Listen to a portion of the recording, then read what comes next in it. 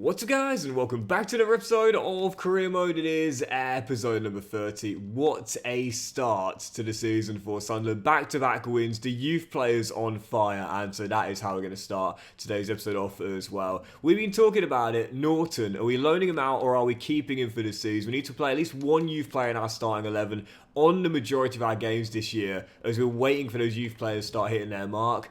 I think based on his start of the season, yeah, he should be staying here. So, great offer from West Ham, and I'm turning it down. I'm not just playing one youth player, I'm having two. Norton and Guerrero, both in the first 11 this year. We got a great episode today, man, as well. Really looking forward to it. We are going to have the draw for the Champions League phase. I'm not sure if we'll include match day 1 today. We'll definitely have the draw to see who we've got and who will be playing. We'll have more big games on the Premier League on the back of back-to-back wins. And with still 10 days to go in the transfer window, I do expect a big bid for one of my players. Brighton coming in for Patrick. Promised David there as part of a swap deal, but I like him as a backup striker for Robbie, and I think we will see Goodmanson go as well. Forrest just putting in a bid in there. To be fair, I'm just going to accept it straight off the bat as well. He is now going to be third choice left back behind Burrows, and of course Anthony, who's just come back from his loan spell too, so we don't need those three left back. Goodmanson is going to go. And yeah, we will probably make, Bournemouth as well, we will probably make at least one, if not two more signings today as well. So, yeah, buckle up, man. We've got plenty of cash to spend. We're definitely spending it today. And I think, actually, hang on, wait, I think, has that just been done? Oh, it has been done. Sorry, I was just advancing through. I didn't realise that. It's just been done. So we got the draw for the league phase and the Champions League as well, where we'll be taking on in our debut season in the Champions League. I really want Bayern away. Cross your fingers with me, guys. I really want Bayern away. Well, we got Monaco away to kick things off. Then we're off to Tuscany to take on Fiorentina. Then we've got Bodo at home. Wolfsburg away, who won the Bundesliga last year, lest we forget. Celtic at home. I was really hoping that would be away, man. I love taking on Scottish clubs away, but Celtic at home. Athletic Bilbao at home. I also wanted that to be away. But the final two games, I think we're both going to be away then. Oh, they are indeed. It's Benfica. Oh, no, it's at home. Benfica away and then PSG at home. That is a good list of 8 fixtures there. Some cool grounds to visit. But honestly, despite the strength of those teams, I think we can win at least 4 or 5 of them. Personally, I'm targeting a top 8 finish. So, as I've just loaned out Mayanda to Vallecano, as he needs the game time to keep on growing. He is a decent young talent, but I just can't get him into the team right now due to how stacked we are offensively. And Goodmanson has indeed left to Nottingham Forest as well. Possibly could have got a bit more cash. We've got plenty of money right now, so I don't need to worry too much about a couple million quid here or there. But that means our team looks like this on the departure of those two players. It's a really strong first 11. A couple of youth players in there, which is what we wanted, but here's your problem. We've only got 2 players in the resi, so no doubt about it, as we're ending the summer window, we are definitely going to need to fill out that squad. I don't think we need to make signings in the first 11 though. I really, really like it. I say just keep the band together, sign some contract extensions to make sure no interest comes in for the players like Lucharel and Roofs and Robbie as well.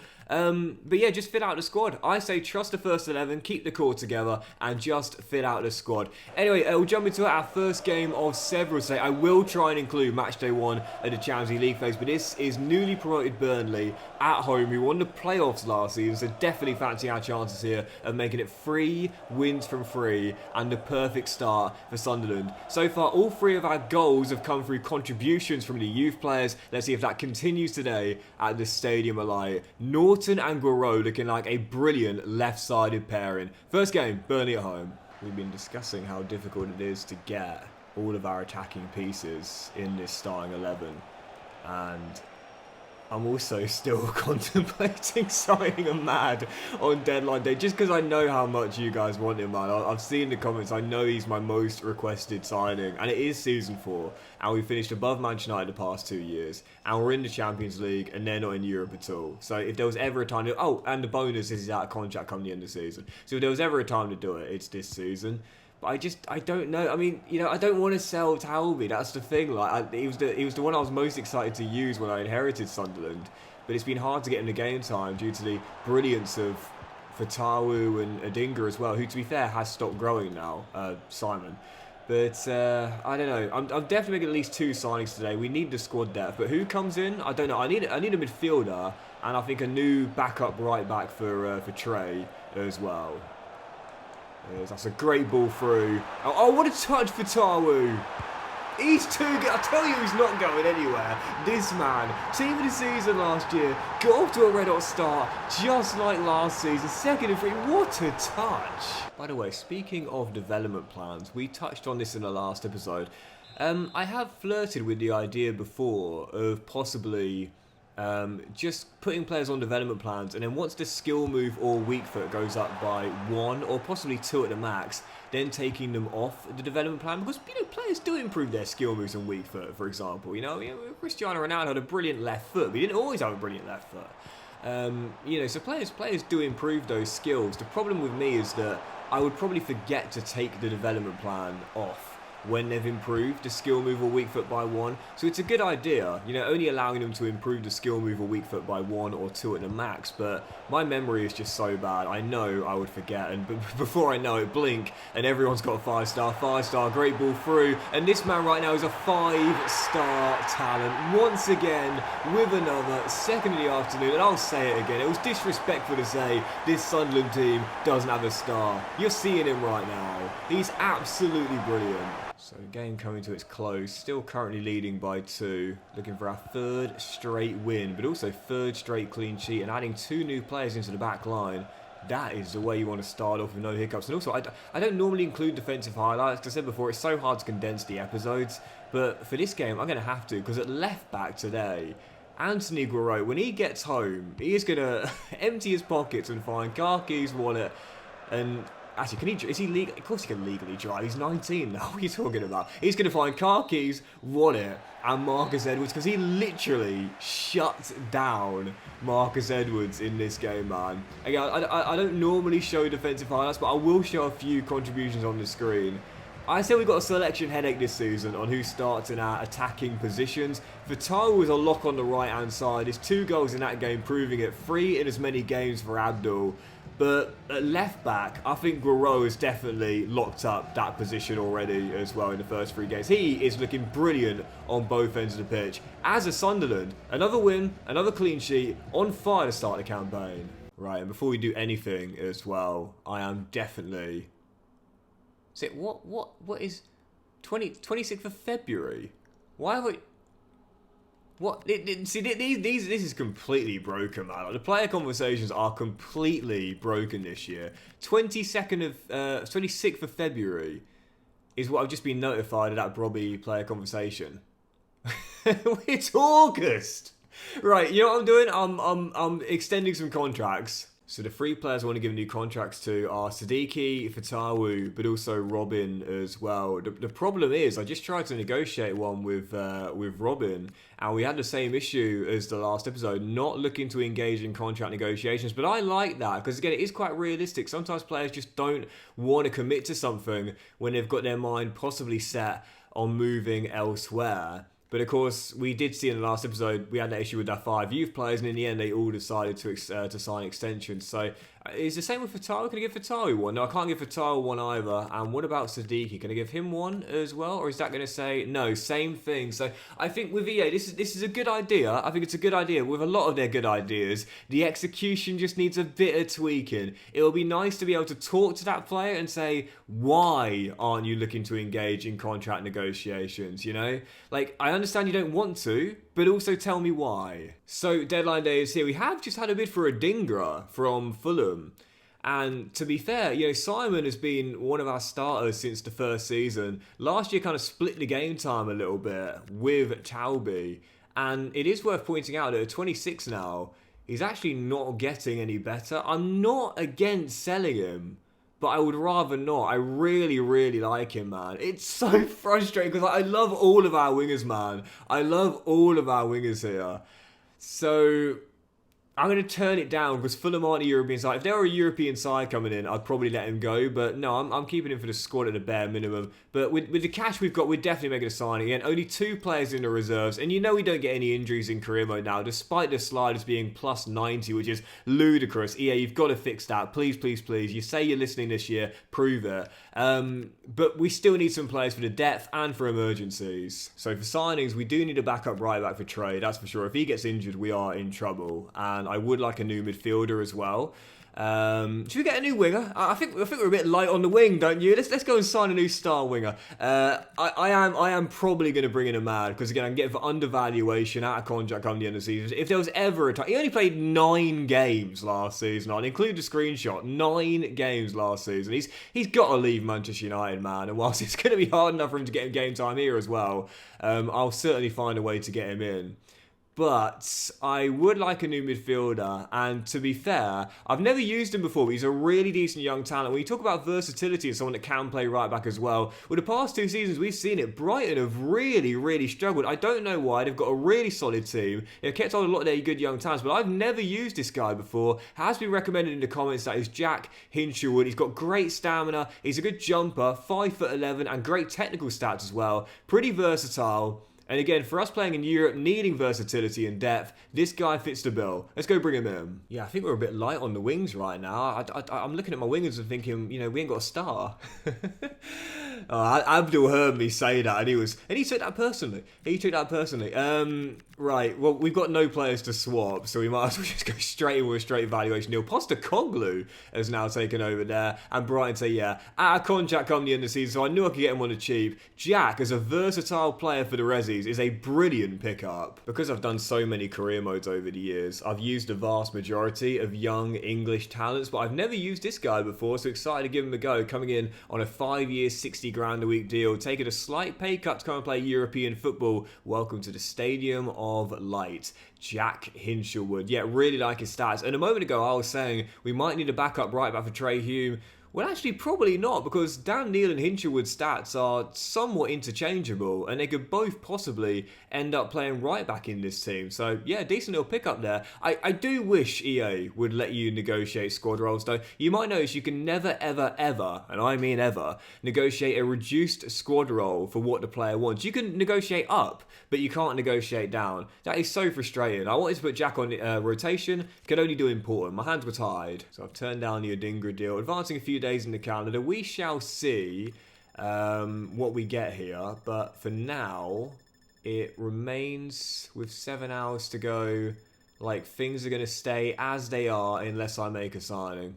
Okay, alright, let's go do it. It feels like every career mode I do, there is always one player that is recommended as a transfer target in the comments more than anyone else. And in this save, it has been Ahmad. In Season 1, I said we couldn't afford it. In Season 2, I said it wasn't realistic. In Season 3, I said he'd probably still prefer to stay at Manchester United. But after only playing 9 times all season long last year, and us finishing above Manchester United for the 2nd year in a row, playing Champions League football, and them not even in Europe this year, and out of contract come the end of the season. I mean, come on. We've been waiting for the right moment to do it. There is no more appropriate moment than this summer transfer window. Spent a year on loan at the Stadium of Light. The Mackhams absolutely loved him, and I know they'd love for him to return. I know you guys want him to return after seeing all the comments. And what I'm going to do to Unai Emery is say, right, we've got an abundance of wingers. How about we do a little switchy? I absolutely love Simon. He's brilliant, but not getting any better right now. He's the same age as Ahmad, and I would say this would benefit all 4 parties. What I'll say is, how about looking at the market valuation of both players there. We've got the cash. Let's go 20 million plus Adingra, who, like we said, isn't getting any better now. And they want a bit more, but that's okay. We'll remove the sell-on clause. We'll bump it down to £21 million. And I think this is one of those deals which is mutually beneficial for all parties involved. I love in the NBA when there's a win-win trade, everyone gets what they want. I think this is the case with Manchester United, Sunderland, Adingra, and Ahmad as well. We had to wait till Season 4, but now we're bringing him back to the Stadium of Light. It's a thank you and farewell to Simon Adingra, who's been great for us for the first 3 seasons, but now it's time to take the next step, and I think Ahmad definitely represents that. He'll get a great reception when he returns here, but speaking of returning here, I know how much you guys wanted this to happen. It has happened now on a 5-year, 100 grand a week deal. Welcome back to the Stadium of Light. permanently. Amad, yeah, buzzing with his signing, man. And like I said, in season 1, look, it wasn't realistic and we didn't have the money. In season 2, I don't think it was realistic. In season 3, I still felt, even though we finished above Manchester United in season 2, I still felt personally that it wasn't right. But after only playing 9 times last season, clearly he's not getting the game time there. He's in the prime of his career. He needs the first team football and he knows he's definitely going to get it here.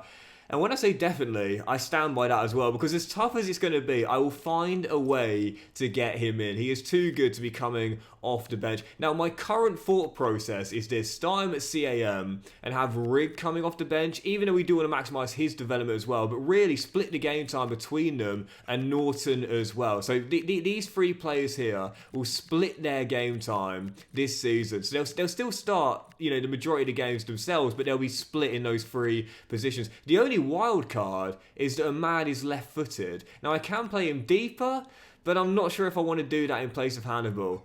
Like I said, I'll find a way to do it, but that at the moment is my number 1 strategy. If you've got any ideas for me, do let me know. So the only issue we have now is the lack of squad depth, despite those 2 new signings there. And I don't know if I will make any more signings with 4 hours to go. You know, I think... Ooh... I reckon Patterson would like that, but I need him here for the homegrown ruling, mate. I'm sorry, but I need you, bro. I need you right now.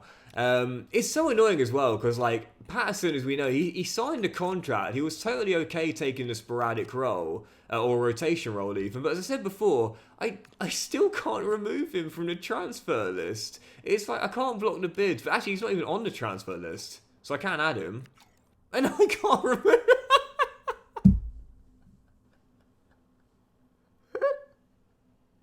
Brilliant. Amazing. I folded under 0 pressure. I literally... Doesn't matter, Anthony. You've only got 3 hours left, son. I'm not letting you leave anyway. Oh, man. Doesn't matter, he's not going anywhere. That's it, so deadline day is going to come to an end. Am I going to make a signing or leave it there? I've talked about it. Mark Guéhi at Mallorca right now. I don't know why he's still there, personally. Do you know what? The bro's just loving life in the Balearic card. What do you mean, what's he doing there? He's loving it, mate. He's chilling on the beaches of Mallorca. Sometimes pops over to Menorca. And when he's feeling a bit feisty, pops over to Ibiza. He's loving it right now. I'm going to leave him there. But... I am thinking about maybe bringing in someone that can play a few different roles to help with the lack of versatility. And to be fair, one player that can do that is Leslie Ugachukwu at Burnley right now. Newly promoted with the Clarets last season, of course, but he's got great strength and stamina, as we know. Aggressive young midfielder with decent technical stats. Can play as a CM, a DM, and also a ball-playing defender. I think I'll bring him on deadline day just as an emergency cover. I still don't know why I did that. I actually don't know why I pressed the X button. Why did I? Like, you knew what was going to happen. Like, you knew exactly what was going to happen. Would you think the guy's going to say no to going on the transfer list after asking for a move away since season 1? I mean, come on now. But 19 million for Ugachukwu, and that'll be our final signing. He'll probably only be here for the season, just for depth, but for the cover, we might as well do it. We've got the cash. And he does want the rotation squad role as well. Again, I said this earlier, but like, I wish EA would let you change the squad roles. Rotation would actually be fine for Leslie, but you'll notice you can never negotiate down. You can never negotiate down. You can negotiate up, but you can't negotiate down. So I wanted to put him on Portland. Don't worry, I'm not going to press the X button this time. I've learned my lesson. But you can negotiate up and give them something more beneficial to them, but they can't ever be persuaded to negotiate down, which is really, really annoying. So we'll put him on a 4-year deal. We'll keep him on the 50 grand a week he's on right now. And Leslie is here, again, mainly just for the depth. And at 6'3", with great strength and tackling stats, as a ball-playing defender, he'll be able to pass out from the back when required as well. So that is that. We've got 3 new signings in. Amad, obviously the biggest of the bunch. What a signing that is going to be, I'm sure. Jack Hinchelwood for the cover and versatility, and Leslie for emergency reasons as well. I'm happy with that deadline day. Yeah, he's still getting better as well, Leslie. Still getting better, so should turn 80 during the season. And should I convert him to defender? I might do that, you know. How many weeks would it take? Oh, he could become a defender straight away. In fact, I might actually do that, you know, because he's probably going to play most of his minutes for us at CB and not DM anywhere, especially with Hinchelwood coming in. So I'm going to convert him to CB as our 4th choice. Again, probably just for the season. But that'll do it. Deadline day comes to an end. I'm really happy with the business, man. Anthony, the one thing I'm not happy about is reluctantly giving you a transfer list request, even though I didn't need to. But deadline day comes to an end, and you see the top deals there. Paul Kubasi leaves Barca to buy Leverkusen for £77.6 million. Paul Lopez is in the Premier League, joining West Ham for £57.4 million, and Castro to Milan from Fulham for £57.4 million. I'm very happy with that window there. Very happy indeed. Didn't totally blow up the squad. I bet he's going to say happy about the transfer list. Yeah, no, it's not in everyone's best interest. No, it's not, Anthony.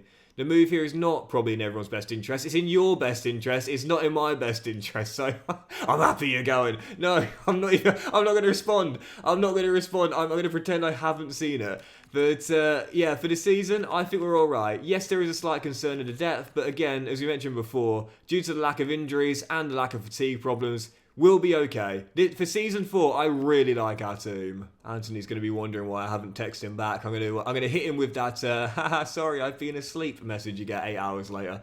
Right, let's do it then. Let's jump into our following game, and fitting it comes here, Manchester United away, as we'll reunite with Adingra and Ahmad back at Old Trafford for the first game outside of the window as well. So we'll do this one, and I'll definitely do Monaco away in the midweek, and probably West Ham at home, and end on that one as well. So let's jump into this. It's our 4th game of the season as we go for our 4th win in a row, and hopefully 4th clean sheet on the trot as well, with our Black Cat on the prowl early doors this season. Next up, a return for Ahmad, a reunite with Adingra, Manchester United away. Again, for this season, the objectives are a top 4 place, which is where we finished last season. Are we going for that as well?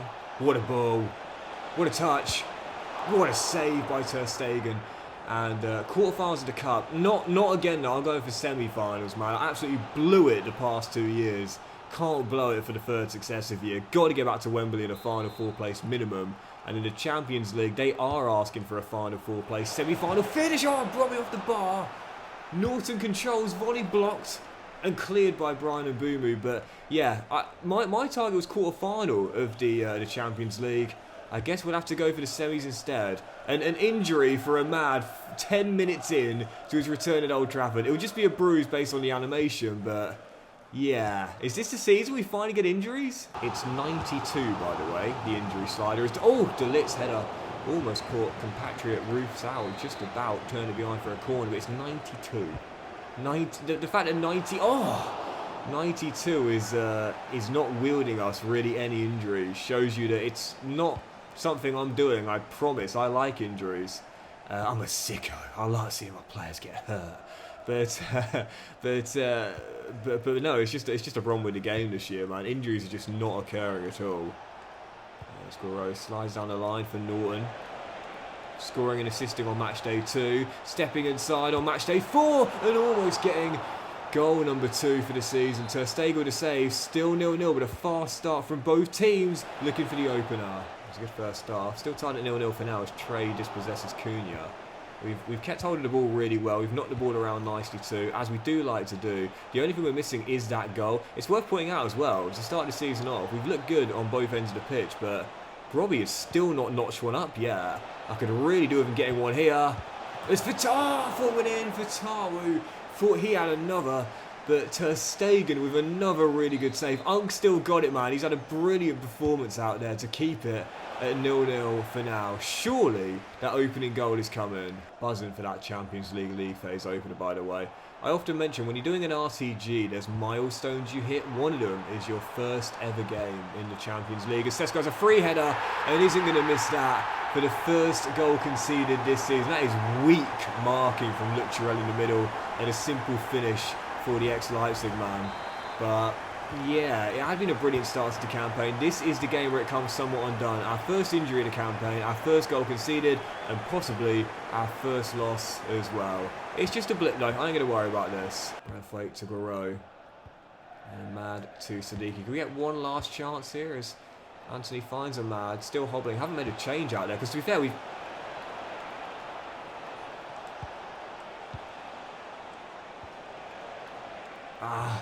played some good football.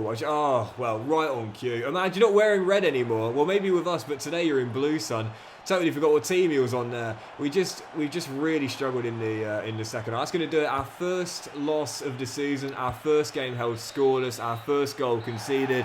It was going to happen at some point, and it happens here at Old Trafford. Not quite the dream return a man wanted. An injury, it'll just be a bruise, no doubt about that. But a defeat away at Old Trafford. But I'm not going to worry, man. We actually had some decent football at times in that game. I'm not going to worry. Slip-ups are going to happen. This is just one of those games. Don't dwell on it.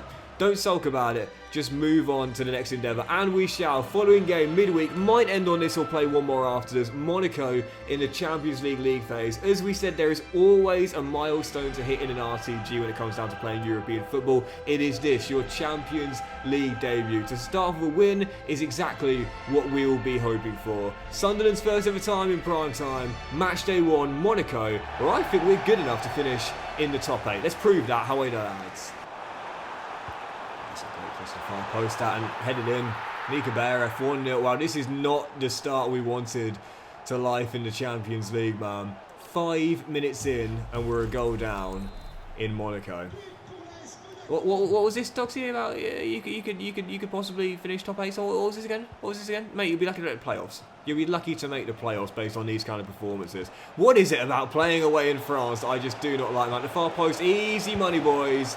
Easy money, perfect leveler. Now, there's just been a patch, by the way, for the new FC, and apparently it improves defensive positioning from kickoffs. Well, not right there. Scattered at the back. Abdul converts to cutback. Sunderland back on level terms. Yep, we lost to Stade Brest in the first leg of that Conference League semi under controversial circumstances. Still a bit bitter about it. And then tonight conceding 5 minutes in as well. Something tells me that in Europe with Sunderland we might have some beef with the league insides, man. I'm liking it. I'm liking it. Hinchelwood slides through Burrows, both in the lineup today for the first time. Hold up well. Talby steps inside and denied by Dmitrievski, and it's definitely going to be a third goal tonight and a winner, and we might get it before the break as well. Both teams have played really well. By the way, I'd love to see Monaco Stadium added to FCs. You can see the arches at the back of the goal. If you've not seen Monaco Stadium in real life, it's a really cool design. I'd love for EA to add it. Oh, but for now, still tied. Oh, as Burrows almost scored a screamer. Talby to Burrows. Good start, to be fair, after conceding early. Talby slides through. He's onside. He's onside. No, he's not. Late flag. He looked on to me. But evidently wasn't great finish, but won't count. Was he off? Oh, that's tight. That's really. Oh, it's the knee. It's the knee of Rig that put him offside there. It's the right call, but it's very tight indeed. And it means that with 5 to play for the break, we will still go into the half tied, but could easily have been in front there. For now, we remain level. But it's definitely a third goal in this one. Definitely going to be a winner. And if it finishes 1-1, I will be stunned. But these are the moments here when you've got momentum and you're. Oh, that's definitely. I know that for sure. That's definitely onside. When you're on top, you've got to make it count. You've got to make the momentum count. So when you've got a few minutes to go before the break, you're still currently keeping that team penned. Don't slow down and wait for half time. Keep on going. Get as many attacks as you can, because you know at some point you'll break through. I think a lot of teams, when the first half is coming to an end, start to conserve energy and think, well, you know, the break's almost here, so let's not worry too much. But when you're in control of a game, I really feel as though those extra minutes you've got there right towards the end of the first half, you might get 1 or 2 minutes of stoppage time as well. You've got to make it count. You've got to make it count because your opponent's going to be tired. They're looking forward to the break because you've got them penned right now, whereas you want to keep on playing until you can get that goal, just like we did there. And it means that we've come from behind to lead here in the south of France. Now, can we get ourselves 2 goals up as well? Talby, you've got that goal. Back heels after the little fake. And Burrows to Hinchelwood. And Sadiki finds for Tawu. And you know, he can finish. Oh, yes, he can. Clips in and off the post. Sunderland go 2 goals up. And what a turnaround in Monaco. From trailing to up 2. Brilliant show of resilience. Yeah, I know some of the European giants would have been seeing us going a goal down early in 5 minutes and thinking, oh, Black Cats, they're nothing more than a bunch of kittens. But no. We showed our teeth out there tonight and instead have looked like some panthers. Great response.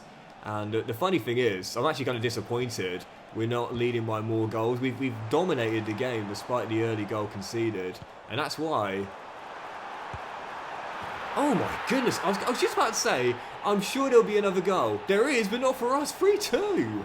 Thankfully, the game has calmed down after what was an absolutely frenetic hour's worth of football. And despite Monaco cutting the deficit to 1, I think we are going to hold on. They'll get one last chance. Great dribbling. And there is Hume, the captain, who's been here since the very beginning, who has led us here to the Champions League as the leader, to ensure we will hold on to the 3 points as well. Nervy, goal glut of the game, but Sunderland just about survive to pick up a win in their Champions League debut. And I think we will end on that as well, guys. I always like to end on a win, and considering we've been a bit unconvincing these past 2 games, I better leave it there for today. But we'll be back in the next one with more big games in the Premier League, aiming to get back to winning ways on the back of our loss away at Old Trafford. We'll have the Carabao Cup against Ipswich Town and more games in the Champions League, aiming to extend our perfect start. Have a great day, guys. Much love, and I'll see you for the next episode of Career Mode very soon.